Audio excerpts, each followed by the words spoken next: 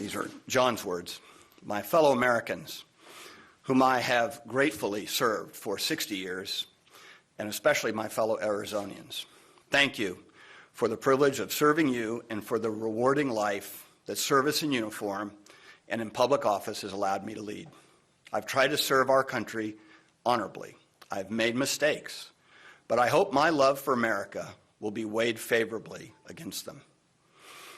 I've often observed that I am the luckiest person on earth. I feel that way even now as I prepare for the end of my life. I've loved my life, all of it.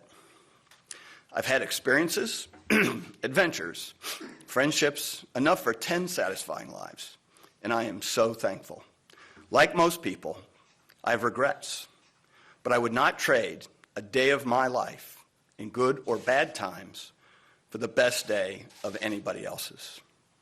I owe the satisfaction to the love of my family. One man has never had a more loving wife or children he was prouder of than I am of mine. And I owe it to America, to be connected to America's causes, liberty, equal justice, respect for the dignity of all people, brings happiness more sublime than life's fleeting pleasures. Our identities and sense of worth are not circumscribed, but are enlarged by serving good causes bigger than ourselves. Fellow Americans, that association has meant more to me than any other. I lived and died a proud American. We are citizens of the world's greatest republic, a nation of ideals, not blood and soil.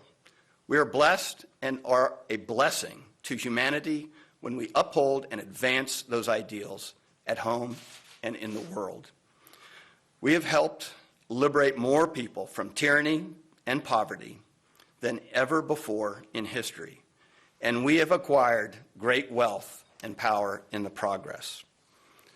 We weaken our greatness when we confuse our patriotism with tribal rivalries that have sown resentment and hatred and violence in all the corners of the globe.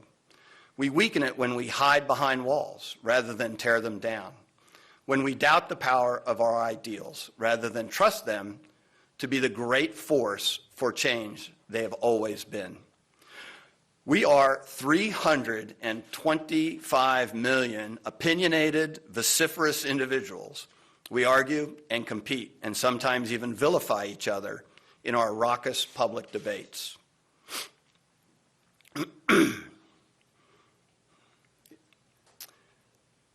But we have always had so much more in common with each other than in disagreement.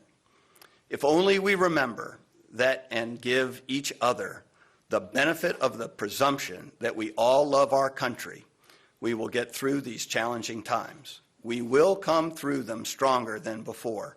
We always do. 10 years ago, I had the privilege to concede defeat in the election for president. I want to end my farewell to you with heartfelt faith in Americans that I felt so powerfully that evening. I feel it powerfully still. Do not despair of our present difficulties. We believe always in the promise and greatness of America, because nothing is inevitable here. Americans never quit. We never surrender. We never hide from history. We make history. Farewell, fellow Americans. God bless you, and God bless America.